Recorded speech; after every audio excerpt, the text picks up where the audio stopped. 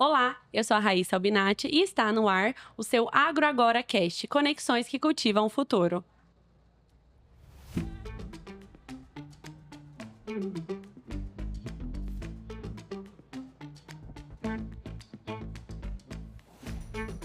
Quatro instituições, um mesmo compromisso com a agricultura sustentável. Estamos aqui diretamente da AgroBrasília 2025 e hoje vamos falar sobre qualidade, inovação e princípios biológicos. O que esperar dos bioinsumos modernos?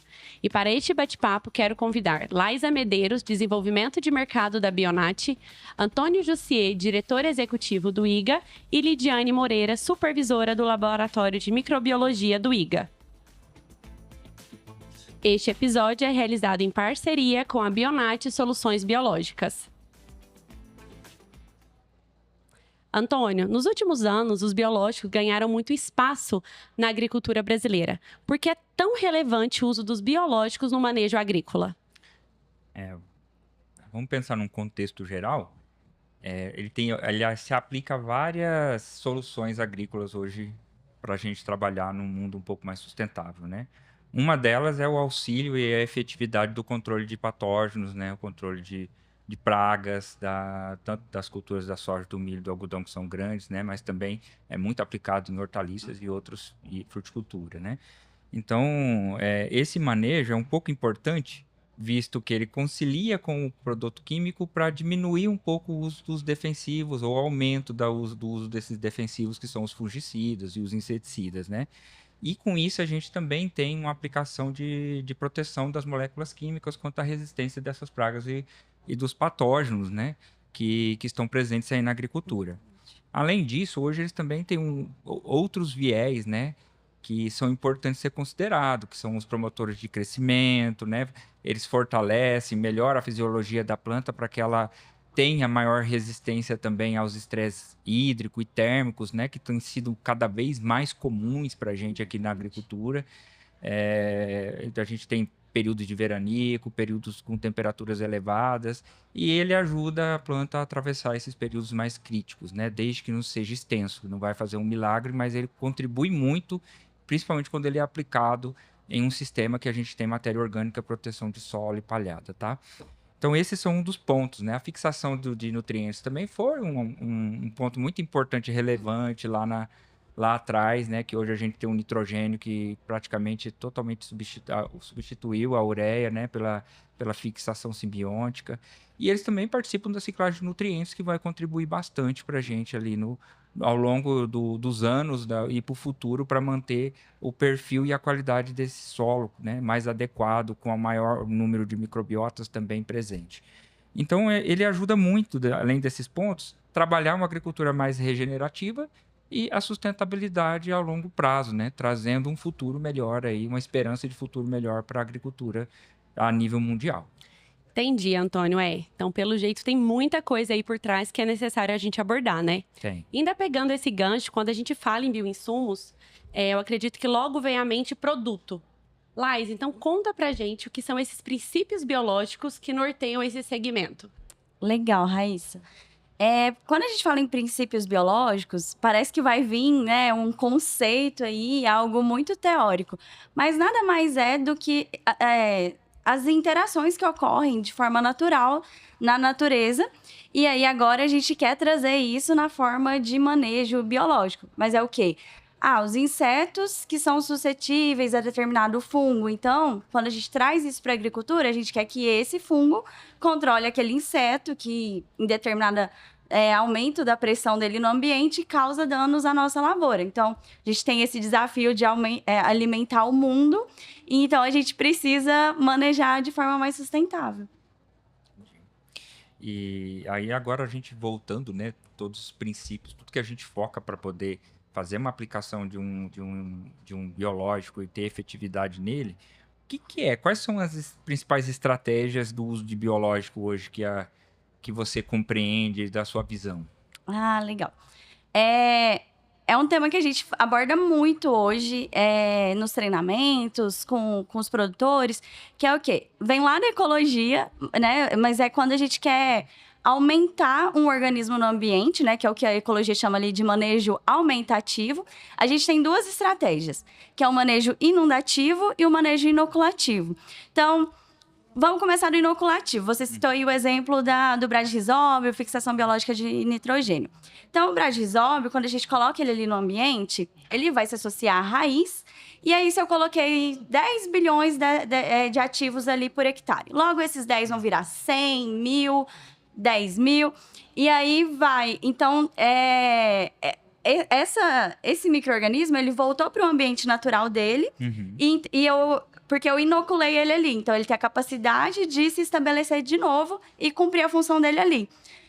E quando a gente pensa no controle de pragas, né, que são aqueles micro-organismos que a gente aplica na parte aérea, aí é outra estratégia. É o manejo inundativo, que é o quê? A gente precisa inundar o ambiente com esses organismos. Porque o meu resultado depende diretamente da ação desse ativo no alvo, né? É por contato. Não adianta a gente colocar se a praga não estiver ali. E quanto mais ativo no alvo, melhor o meu resultado. Quando a gente está falando, por exemplo, de utilizar a Bovéria para controlar... A gente estava conversando ali fora com o pessoal... os fenóforos na cana, né? Então, quanto mais ativos de Bovéria tiver no ambiente, maior a chance de contaminar esse inseto. Perfeito, né? São 2 aplicabilidades bastante importantes para considerar, né? Que a gente tem algumas modalidades de aplicação de barra, outras aplicações de semente, né? Que a gente vai falar um pouco mais tarde, né? E pensando nesses diferentes objetivos, né, que você até começou a citar e eu também comecei a falar sobre fixadores de nitrogênio, né, de outros nutrientes, os controles de praga, os controles de doença, né, promotores de crescimento e até mesmo dos solubilizadores de fósforo, a gente sabe que tem diferentes objetivos, né? E aí eu queria ver com você quais são essas diferenças mais básicas, né? E se você poderia me dar alguns exemplos disso, né? Tá, legal. Quando a gente pensa no que a gente tem de bioinsumos hoje no mercado, a gente aumentou muito a diversidade de organismos utilizados. Se vocês entrarem naquele aplicativo do Bioinsumos, já são mais de 730 produtos registrados para controle biológico, eu acho que mais ou menos por aí, de inoculantes também. E aí vai ter uma diversidade de espécies, né? E gêneros também. Então, os mais comuns que a gente vê é tricoderma, que já é o queridinho aí já há um tempo.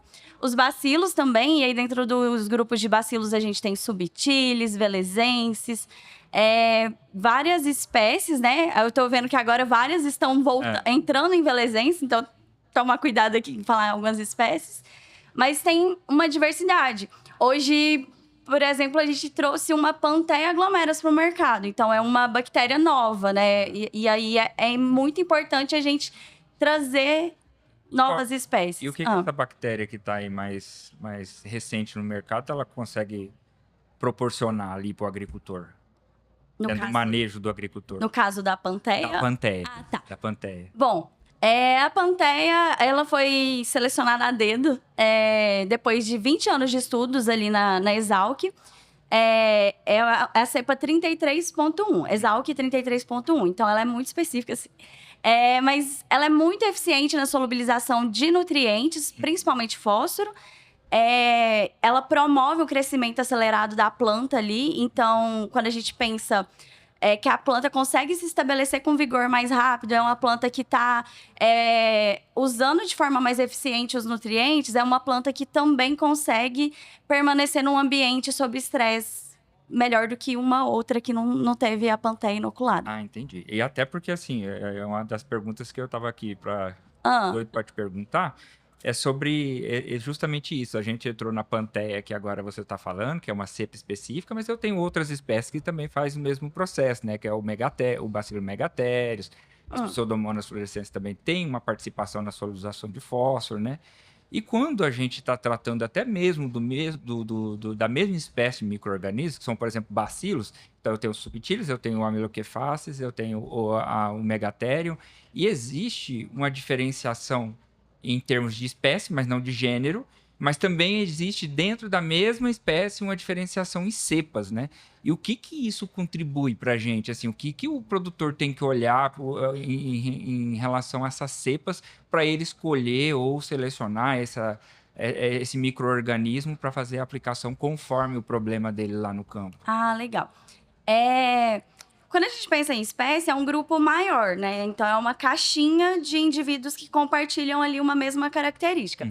Quando a gente traz para a cepa, tem um colega de trabalho que ele usa um termo que eu gosto muito, que é como se fosse o CPF daquela espécie. Então, é um indivíduo único que ele vai ter ali características. Então, como nós, né? Nós somos humanos, a mesma espécie, mas ontem eu descobri que é bom de futebol, eu sou péssima.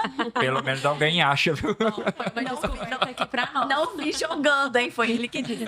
Mas eu não sou boa, né? Então, nós temos capacidades diferentes, né? Então, vamos ter habilidades diferentes. Então, quando a gente pensa nos subtilis mesmo, né?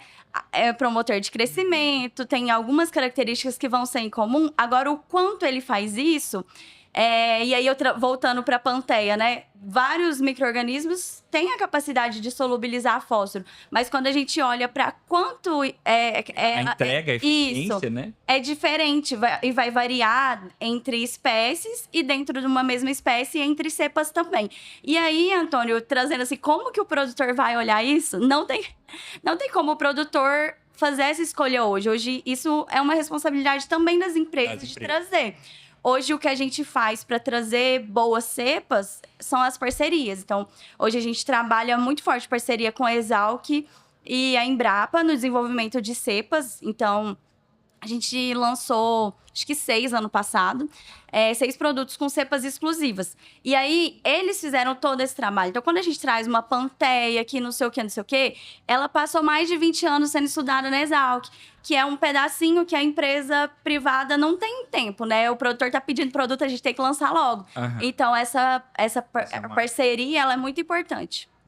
Muito bom. Então, a gente é só ficar ligado que existe essas diferenças de cepas, né? Conforme a Laisa falou aí, as parcerias de quem desenvolve, quem faz o trabalho de bioprospecção e depois evolui isso, e existe o IGA que está ali participando junto com as empresas, junto com os produtores, testando essas diferentes espécies, cepas, né? E aí a gente consegue tirar resultado de lá e verificar qual delas tem a maior eficiência e até mesmo muda até mesmo de ambiente para ambiente. A gente vive num planeta em que a gente tem diferença de altitude, de temperatura, né, de latitude. Isso tudo influencia para uma espécie ou uma cepa funcionar melhor em uma determinada situação. Assim como também você estava citando que existem os bacilos e que de repente uma cepa vai ter um objetivo de um controle de um patógeno, o outro também pode ter uma contribuição maior parte fisiológica ou indução de resistência, né? Então é muito interessante. E eu acho que um outro problema que sempre pega aqui com a gente lá no IGA, né, os produtores perguntando de forma geral, é sobre definição de doses, né? Aí vem tudo bonitinho lá na recomendação e às vezes eles ficam na dúvida. Nossa, porque muito produtor chega em mim e fala assim, olha, eu fiz uma bomba lá. Coloquei 8 micro-organismos, coloquei acima porque quanto mais melhor. É assim que funciona mesmo? Ai, a resposta clássica do agrônomo, né? Depende. Essa eu não sou, mas eu sei. Já dá para pegar o diploma. Ai, vamos por partes disso aí. Tá. Primeira coisa que a gente trabalha muito... a gente tem um programa hoje que chama Biológico Não É Tudo Igual, que a gente traz essas informações sem cunho comercial, porque a gente entende que é muito importante mesmo pro produtor. Conscientização. Isso. E a gente vê que bula é um negócio assim... É igual a gente com remédio, fica de enfeite, né? O povo não lê. Porque se lesse a bula, muita coisa estaria ali. Então... A gente falou mais cedo de manejo inundativo. Hoje a gente já tem um número para essa resposta, né? Quanto que o produtor precisa colocar por hectare para ter um manejo eficiente? E ele não é para o produto da Bionat, para a empresa X ou Y, é geral, né? Então, que é o quê? Um ponto de partida que é o 1 trilhão de ativos por hectare. Isso aí está disponível gratuitamente nos manuais da Embrapa, na internet. Depois, se quiser, a gente põe junto no link também. Claro. Mas é esse número. E aí, o que é importante olhar? É a concentração do produto. E aí, essa concentração, hoje, não tem um padrão. Então, tem empresa que comunica por grama, tem empresa que vai comunicar por quilo, e aí dá um nó na cabeça do produtor. Mas se ele olhar a bula, ele vai saber quanto daquele produto que ele tem que pôr para atender Aquela demanda aquele problema. dele e Isso. solucionar o problema dele.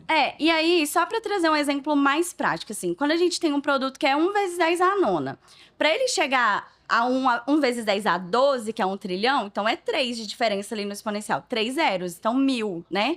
Então eu tenho 1 e 9 zeros e preciso chegar a 12 zeros. Então eu preciso de 1000 gramas ou 1000 ml daquele. 1 vezes 10 à nona é uma concentração bastante comum. E eu sei que a galera não vai recomendar 1 litro ou 1 quilo, que é inviável para o produtor. Então, uma coisa que a gente pede para o produtor ficar muito atento é para fazer essas conversões, que às vezes ele fala, esse quilo aqui tá mais barato, pega esse. E aí tem uma concentração que é 10 a oitava. Fala assim, não, mas é 1, 2 vezes. Não, é 100 vezes 100 menos vezes. concentrados do que um produto 1 vezes 10 a décima, sabe? Não é pouca coisa. Não é muita pouca coisa. Para ele atingir ali o que ele precisaria pôr 100 quilos por hectare. Isso é inviável, né? Então, a estratégia é olhar para produtos mais concentrados a partir de 2 vezes 10 à nona, pelo menos, que aí com 500 gramas você atinge 1 trilhão. Quando a gente fala de um produto 1 vezes 10 à décima, com 100 gramas você chega num trilhão. Então, tem produtos no mercado com concentração de 10 à décima e tem de 10 à quinta. E tá tudo pro produtor escolher. Bom, eu fui pesquisador e ainda gosto e continuo atuando, Sim. né? Então, trabalhava com fitotecnia e solo, mas também já a minha pós-graduação, com doutorado e eu foi na área de proteção de plantas. E eu trabalhava exclusivamente com indução de resistência, né, contra patógenos. E utilizava propagos dos micro-organismos aí para poder induzir, né? Então, a gente sabe também aí para o produtor que está ouvindo, é que se você coloca em excesso, você vai fazer com que a planta entenda isso como uma defesa e ela vai gerar um gasto metabólico, né? E aí esse gasto metabólico vai fazer com que ela também fique mais enfraquecida para poder investir em reprodutivo. Então, se você usa muito, né? Coloca em excesso além do que está na bula, você está correndo esse risco de travar a planta, né? Isso para E gastar aqueles o ali do metabólico manejo inoculativo, certo? Sim, que é isso daí, que é o que a gente vai fazer as aplicações na parte aérea e tudo, né?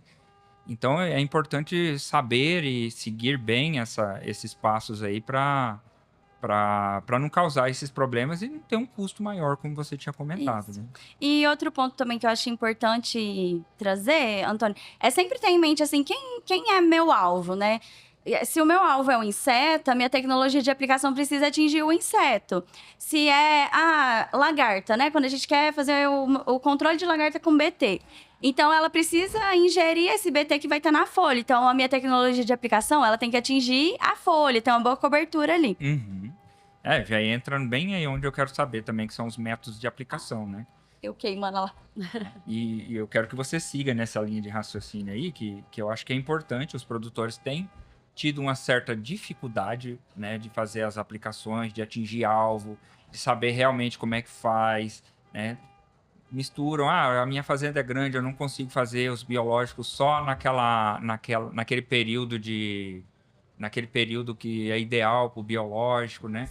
E aí, quais são as estratégias que a gente pode ter aí dentro das aplicações, pensando em insetos, pensando em patógenos, pensando em nematóide, que a gente pode usar dentro da tecnologia de aplicação?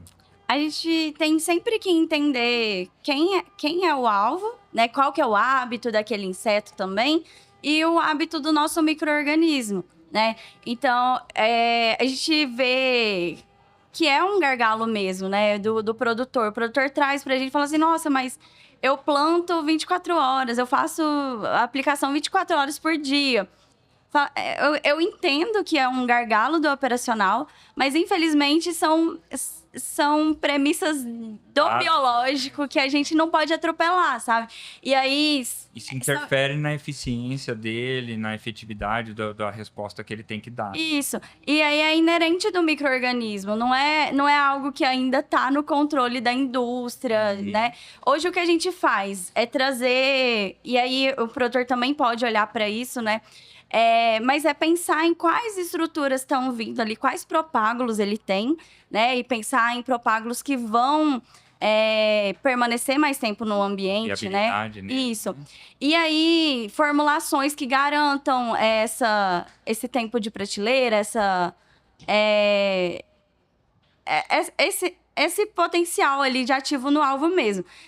Hoje a gente já tem adjuvantes específicos para biológico, que ajuda também, tanto na questão da mistura de calda ali para o tanque, porque quando a gente pensa metarrísio, bovéria, cordíceps, eles têm os conídeos hidrofóbicos, né? Então, quando a gente traz um produto em pó, o produtor já torce o nariz pra gente, né?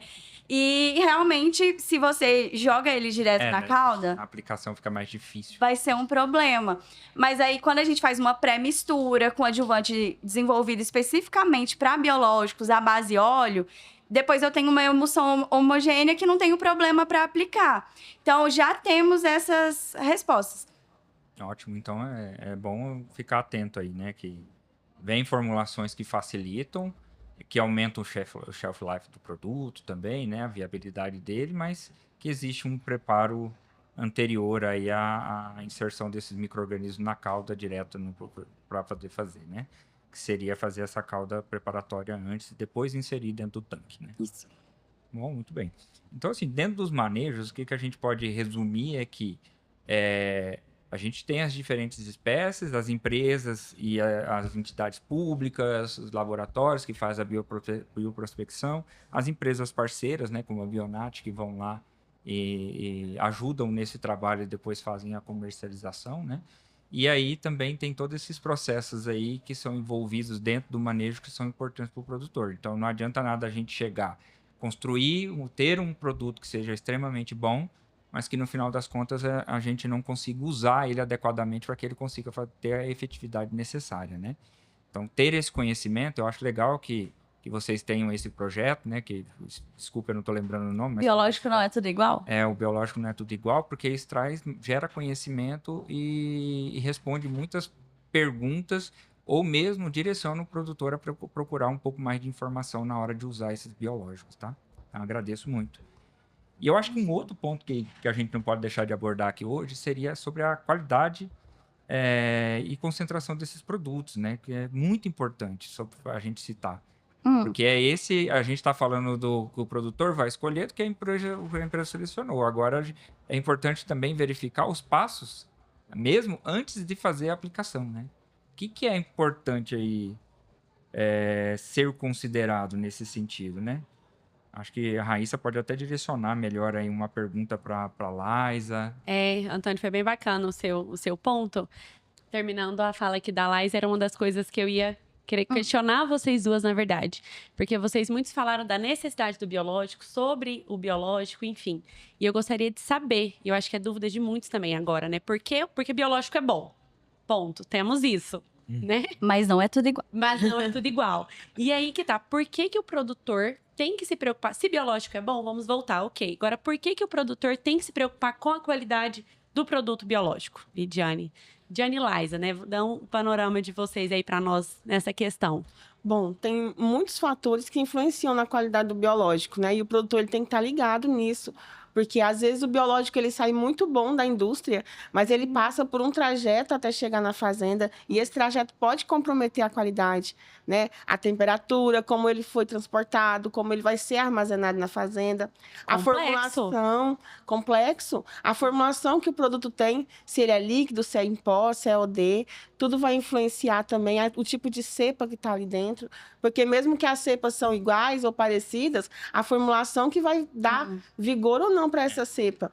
Então, É um micro-organismo vivo, né? é um micro-organismo vivo. É um novo jeito de praticar agricultura, né? E de que forma esse micro-organismo está na formulação? Ele está em esporos? Ele está em células vegetativas? Porque isso também vai interferir no shelf life, no tempo de prateleira, na eficiência de campo também, porque vai direcionar como vai ser o manejo, a formulação que está. Então, tudo isso o produtor tem que estar atento. Você falou de formulação, que é importante, né? A gente tem exemplos, né, Lidiane, assim, no laboratório. A Lidiane, que comanda o laboratório há 5 anos lá no IGA, tem resultado de tudo que recente, vocês né? imaginam, né? E um dos resultados que eu acho interessante que a gente tem é a eficiência no campo também, quando a gente mostra, por exemplo, as misturas das espécies de micro-organismos on-farm, sem formulação. Que a gente vê travamento, a gente vê problemas de interferência e de incompatibilidade entre um e o outro e na resposta da planta, né? E eu acho que é uma das coisas que a empresa trabalha muito junto ali com os órgãos de pesquisa para melhorar e trazer essas compatibilidades e melhorar a eficiência dele no produto, né? Além disso, o que é de propágulo? Assim, quando vocês duas citaram várias vezes aí sobre o propágulo, o que é que a gente poderia citar, assim, para o produtor ter ciência, pelo menos, do que é? Né? Quais são essas fontes de propágulo que hoje estão no mercado? Você quer responder, Lid? Pode ficar à vontade. Pode. Hoje, quando a gente fala de bactérias, a gente está falando aí principalmente de UFC, né? Que são unidades formadoras de colônia. No caso dos bacilos, os bacilos são um grupo aí de organismos que formam esporos, né? Então, a gente tem produtos à base de esporos ou endósporos, como vocês preferirem. E quando a gente vai para fungo, aí é outro mundo.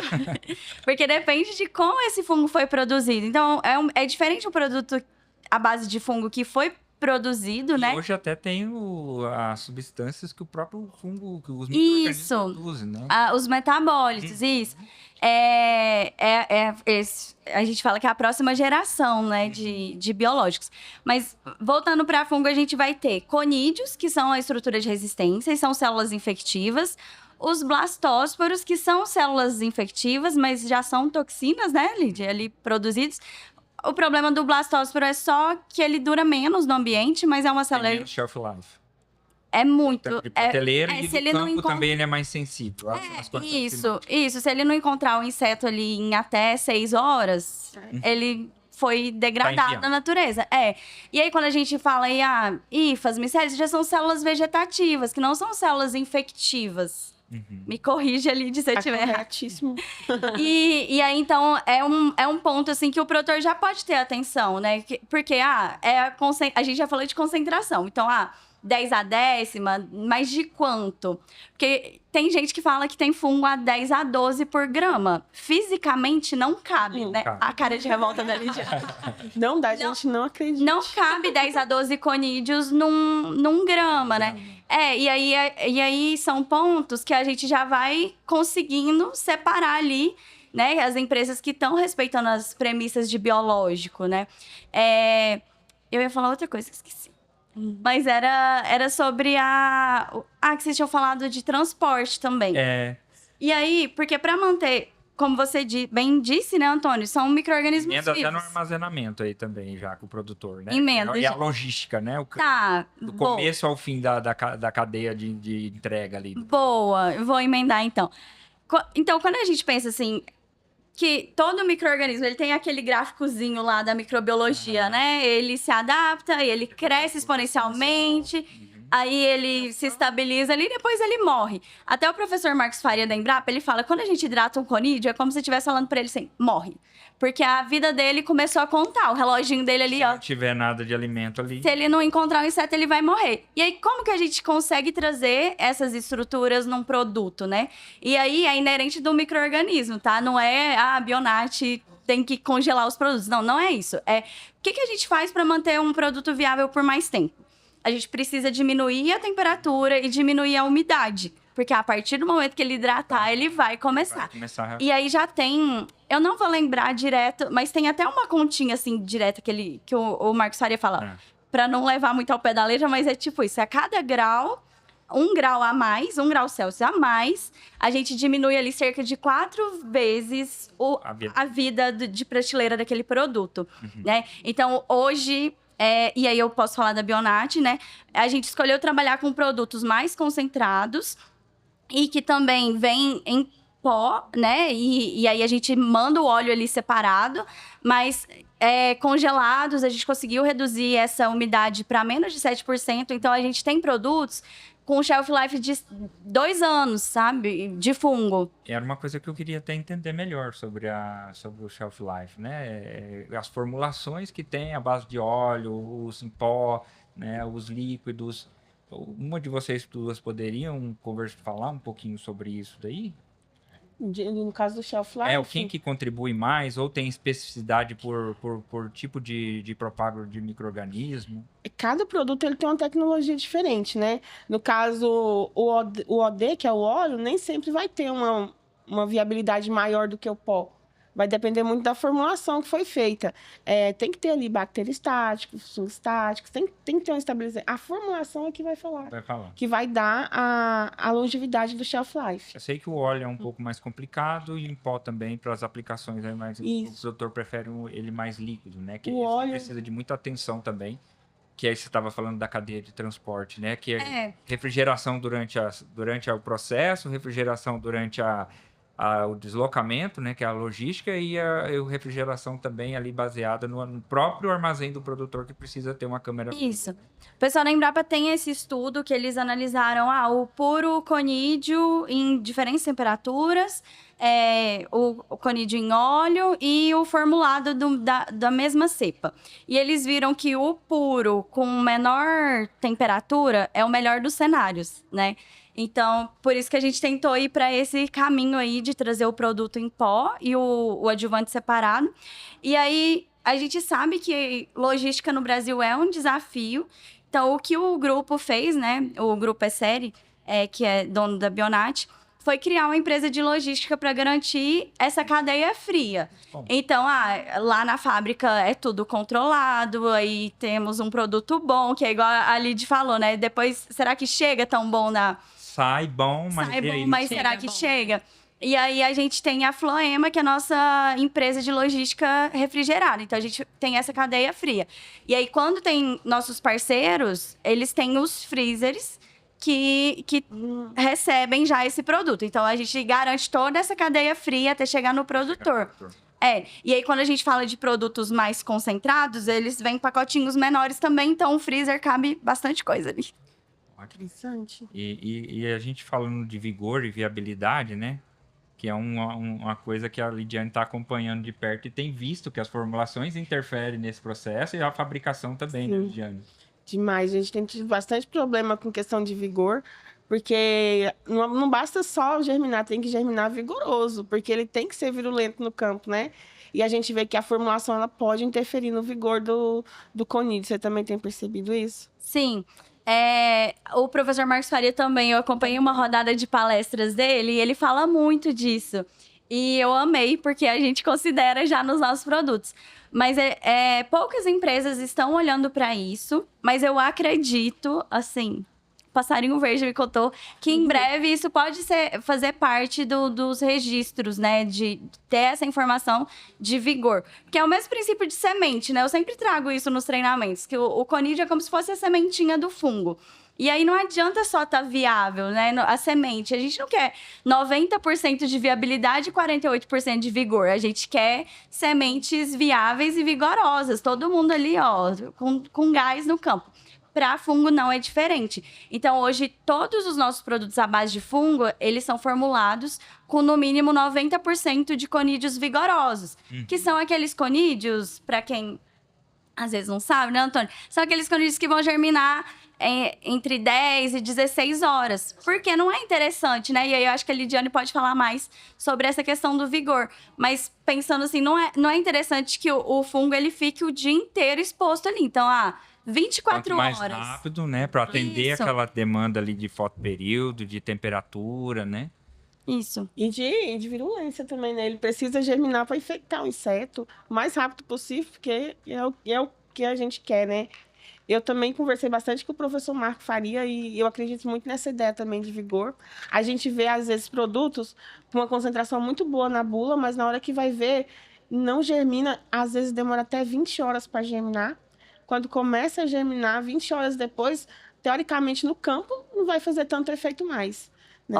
Ô, Lídia, até aproveitando para te perguntar, já tem uma procura, assim, nas análises, no que vocês têm feito no laboratório para essa análise de vigor? Porque eu, particularmente, eu tenho dificuldade. Eu sempre indico o laboratório do IGA, né, para quem eu conheço mais de Goiás, mas eu hoje eu atendo 2 regiões. E alguns laboratórios, às vezes, não conhecem a metodologia ou não utiliza tanto. E aí, quando eles dão um resultado ali, o UFC, aí bagunça ainda mais a cabeça do produtor, né? Porque aí a gente já tá falando de qualquer parte do fungo, né? O UFC não deveria ser feita essa análise tinha que ser conídeos viáveis, né? Só que conídeos viáveis é uma análise e conídeos vigorosos é outra análise. Muitas vezes o pessoal confunde conídeos viáveis com conídeos vigorosos. Porque hoje, a maioria dos laboratórios entende que tá túrgido Tá viável. e já é viável, né? E a gente considera vigoroso quando ele já germina, né? A gente hoje é treinado pela Embrapa Meio Ambiente lá com o professor Marco Faria a fazer análise de vigor. Legal. Então, é uma metodologia diferente da metodologia de conídeo viável, é um pouquinho mais complicada, mas a gente faz também. Legal. Essa é uma preocupação que realmente a gente tem lá no IGA, né? A gente entende como funciona o mercado e a gente quer fazer um trabalho, através da Lindiane, de excelência, né? Para ajudar as empresas, né? O on-farm, a melhorar os processos dele para que a gente consiga ter mais efetividade no campo, melhorar essas respostas, né? No caso do on-farm, aí é um pouquinho mais difícil de fazer análise de vigor. Porque geralmente a multiplicação é meio líquido, né? E meio líquido é propágulos, né? Que não ou é blastósporo, ou é algum microescleróide, aí é mais difícil de fazer a análise. E também tem outros envolvidos ali, então a gente faz o UFC nesse caso para facilitar a visualização, porque tem outros micro-organismos envolvidos. São outras estruturas, Outras né? estruturas. Em meio líquido, dificilmente vai ter ali num on-farm conídeo Muito submerso, difícil, né? Muito Aham. difícil, porque não é uma metodologia muito estéril, muito, né? Só se for muito bem feito. É possível? É possível. Mas tem que ser muito bem feito. Então, mesmo Isso requer um investimento, né? Os bioreatores, pessoas treinadas para poder realizar. E que hoje eu enxergo, dentro do que a gente tem visto lá dentro do IGA, né? Antes, as biofábricas elas eram mais visíveis do que hoje, porque realmente as empresas que vendiam, comercializavam, era mais caro, né? Era mais complicado adquirir dessas empresas. Às vezes não tinha a quantidade necessária.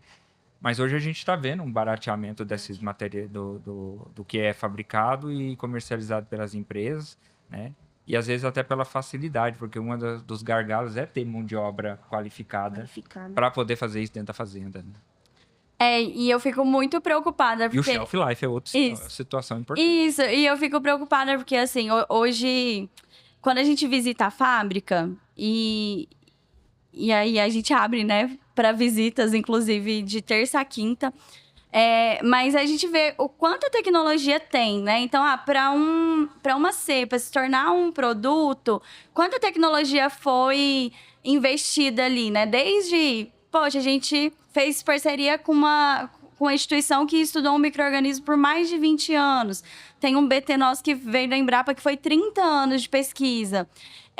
Tem todas essas questões de formulação para garantir que esse produto fique estável, para trazer um produto numa concentração maior.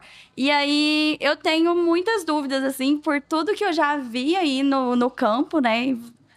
Vocês sabem que eu já passei por esse mercado. Conhece bem? Já foi do on-farm?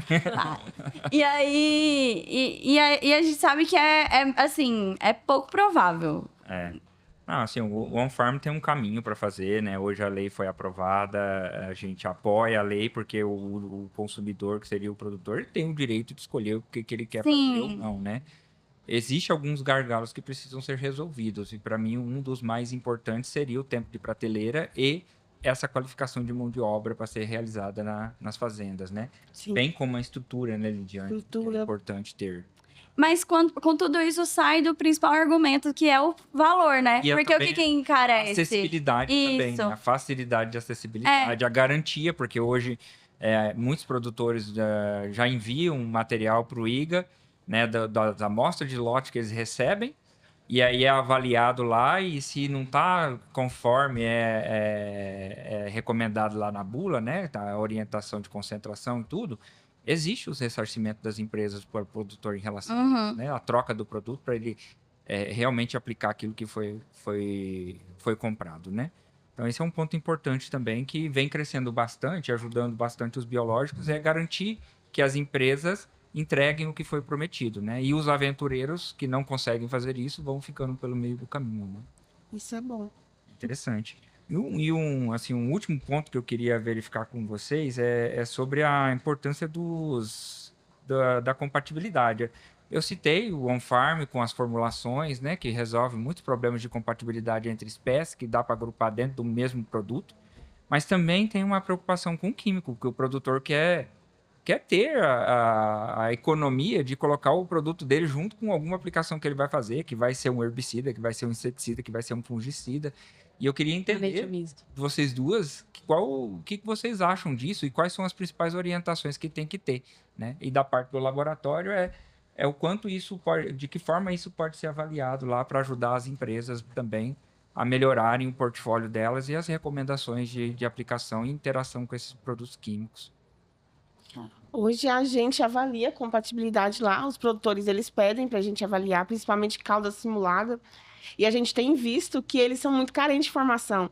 As empresas, às vezes, não passam essa informação de forma clara para o produtor e ele acaba misturando tudo ali e acaba perdendo. A gente teve caso de micro-organismo que degradou o químico, né, que usou o químico como substrato, potencializou o biológico, mas você perdeu o químico. Então, de alguma forma, você teve um prejuízo ali. Sim. E a maioria dos resultados que a gente tem é incompatibilidade. E o produtor, quando manda para a gente, ele já fez a cauda, ele já aplicou. Já foi. E ele já perdeu. Então, hoje eu percebo, né, pelas análises que a gente faz, que o produtor ele é carente de informação. Eu não sei como que a empresa, que a Bionat atua nessa área, mas a gente vê que ele precisa de essa informação com mais facilidade. Esse direcionamento, né? Para não cai daquela qualificação até dos profissionais que estão fazendo a recomendação do produtor. Isso. A gente entende que isso hoje deve ser uma responsabilidade das empresas mesmo, Lidiane, porque é muito específico, né? Hoje, eu sei que tem algumas tabelas de compatibilidade que rodam por aí, mas o próprio método de avaliação de compatibilidade, ele não é padronizado, né? Então, tem muita metodologia que tem uma diluição da cauda, resultando num falso compatível aí. Isso, pra gente, é um desafio, porque quando a gente tá falando lá no produtor, e hoje a Bionat, a gente é muito sério quanto a isso, a gente fala... Fungo e fungicida não tinha que estar nem na mesma frase, sabe? E aí, quanto mais na mesma cauda. E aí, quando a gente fala isso, aí às vezes o produtor fala pra gente, mas empresa tal fala que o dela pode. Gente, não é o meu biológico que é mais sensível, é o biológico. E aí, o que a gente viu já disso aí? Hoje a gente tem um aplicativo de compatibilidade, porque é muito específico. Então, não adianta a molécula acefato. Não, tem que ser feito, pegar os principais fungicidas e os defensivos agrícolas, né? Que estão girando por aí. A empresa tem que dar esse suporte essa informação através dos centros de pesquisa como é o IGA, para gerar esse conhecimento e facilitar para o produtor. Isso. Olá, e pegando o gancho, qual é o nome do aplicativo? Isso é interessante para que a gente possa também pôr o link para o pessoal. Ele está em fase de teste. Por enquanto, a equipe da Bionat tem. A gente tem o SAD Tools. Mas a gente precisa voltar na questão da compatibilidade. Mas a gente tem o SAD Tools, que tem a Calculonat, que aí a gente faz aquele cálculo de quanto de ativo eu estou colocando por hectare ali, compara os produtos. E a gente tem a planilha de compatibilidade nele. E aí, o que a gente já viu, Raíssa, nesses resultados que a nossa pesquisa traz pra gente, que é muito específico. Então, não adianta você definir por molécula. Então, é a marca comercial mesmo, naquela dose, porque é muito específico. Então, às vezes, a mesma molécula em produtos comerciais diferentes, a compatibilidade se comporta diferente. A formulação é diferente. Isso. Princípio ativo, mesmo princípio ativo, formulações diferentes. Isso. Inclusive, os adjuvantes são um problema muito sério também, né? Ai, Deus. É muita coisa para analisar, né? Se a gente pensar assim, o P&D, socorro, Deus, vai viver para...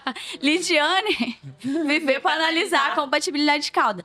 Mas é isso, assim, em resumo, eu acho que a gente está caminhando para uma padronização de metodologia. Através dessa Para que todas as empresas tenham o mesmo critério. E aí, essa informação, as empresas devem construir aí junto com os parceiros também, porque é muito específico. O que a gente pede hoje é pro produtor sinalizar pra gente antes. Então, nesse momento que você quer colocar Bovéria, por exemplo, o que mais que você quer pôr? E aí a gente já consulta ali no aplicativo. E se ele traz essa informação antes, a gente consegue mandar para analisar antes, para falar se pode ou não pode. Principalmente pensando em fungicida, né? Fungicida, a gente já parte da premissa que fungicida não tem que estar ali. Exato. Porque tudo que a gente já viu até agora, Antônio, né? Não sei se a Lidiane viu algo diferente, mas de fungicida, tudo que a gente já olhou é incompatível. Assim, isso mesmo. O que acontece é que às vezes as empresas lançam esse compatível, porque muitos fungicidas que estão no mercado são fungistáticos. Então, eles paralisam a ação do fungo ali por um tempo. E aí, lá no final, ela consegue. Mas aí a viabilidade entra na mesma situação do vigor ou não do produto. Que aí as pessoas ainda não analisaram. Mas sim. Porque vai ficar mais tempo exposto a condições de que diminua a viabilidade desse exatamente. E a formulação também. Se tiver em conídeo, se coloca um fungicida ou um fungo estático lá numa célula vegetativa. Exatamente. Vai tirar vigor também, viabilidade. Vai perder mais fácil. Muito bom esse bate-papo de esclarecimento, né? E aí eu queria agora também fazer uma prospecção do que é que está vindo aí para o futuro, o que é que tem de inovação, o que a Bionat vai estar trabalhando para atender um mercado e melhorar todos esses processos que a gente comentou hoje aqui. Tá. A Bionat tem inovação no DNA, então, ano passado a gente ficou... nós ficamos entre as 5 empresas que mais registraram produtos biológicos em 2024, né? 90% do nosso portfólio são de cepas exclusivas, né? Desenvolvidas com essas parcerias que a gente conversou hoje. E a gente sempre pensa assim, não em trazer um produto para competir com um produto que já está no mercado, mas um produto para solucionar um problema do produtor. Então, desses 6 produtos que nós lançamos no último ano, tem 2 bovérias. Uma vem específica para esfenóforos, broca do café, né, que são os insetos mais rígidos. Outra já vem específica para psilídeo, que é um grande problema dos cítrus também. Sim. Né? Então, eu acredito que, de maneira geral, assim, os biológicos estão indo por esse caminho de, né, trazer soluções específicas. Hoje, a gente sabe que a próxima geração é formulações com metabólitos, então a gente está trabalhando... A gente já está trabalhando isso também. A gente tem no nosso pipeline cerca de 20 produtos em prospecção aí para serem lançados nos últimos anos. E funciona, porque quando eu estava fazendo meu doutorado, eu trabalhei também com metabólitos. E eu tinha indução de resistência, tinha controle acima de 60%. Né? Então, Que legal. É uma coisa que está sendo analisada há 15 anos atrás.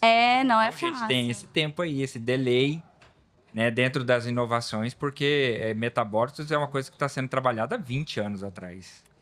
E é mais uma etapa para ser inserida ali na produção, né?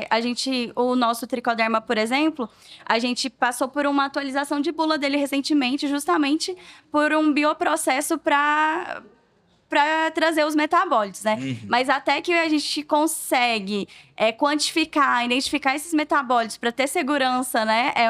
É muito trabalho.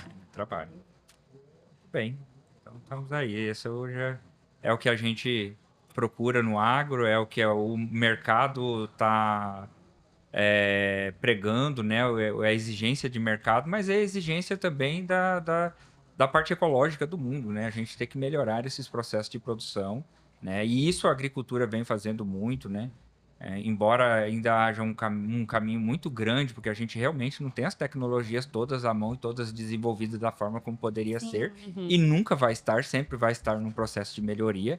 Mas hoje a agricultura brasileira, nós somos pioneiros e nós somos a maior potência em produção e aplicação de biológicos, não é isso? Hoje, os biológicos, quando eles fazem essa análise olhando para mercado de insumos em geral, a gente participa ali em cerca de 5% do mercado. Se a gente tira a herbicida dessa conta, porque não tem herbicida biológico, a gente sobe ali para 12%. Então, a gente ainda tem um desafio de mostrar a importância para o produtor, dele adotar mesmo a tecnologia, mas é um mercado que vem numa crescente contínua, né? Teve estabilização desde que começou, é só crescendo, né? E é uma porcentagem bem demonstrativa, assim, bem palpável mesmo nos últimos 4 anos. Né? Exatamente. E é o apoio de profissionais como os desenvolvimento de mercado, os técnicos, né? O papel da Lidiane hoje, que trabalha com esse controle de qualidade no laboratório, esse papel é fundamental para a gente achar os gargalos e ir avançando cada vez mais, né? Só falamos de coisas boas até agora, mas eu quero ser um pouco polêmica, porque faz parte. E aí eu quero que vocês duas me respondam o seguinte. Nós abrimos algumas caixinhas de perguntas nas redes sociais do IGA. E aproveitando esse bate-papo aqui, eu queria que vocês duas me informassem, assim, qual mito ou desinformação mais polêmica, ou mais persistente vocês escutam, assim, na área de biológico, na área de bioinsumos. E aí eu queria escutar pouquinho, tanto da sua área, Lid, quanto da sua, Laísa. Só um. Bom, não temos Vamos pegar os mais críticos. Os 12 mitos. Não, brincadeira. Pode começar, Lid. Olha, eu vou falar... A gente trabalha muito com farm também, então eu vou falar um que eu ouço bastante no farm. Já desmente pra gente. Mesmo que não der no micro-organismo de interesse, não estiver no final da formulação, vai dar certo, porque o metabólito vai funcionar. Existe metabólito? Existe metabólito, sim.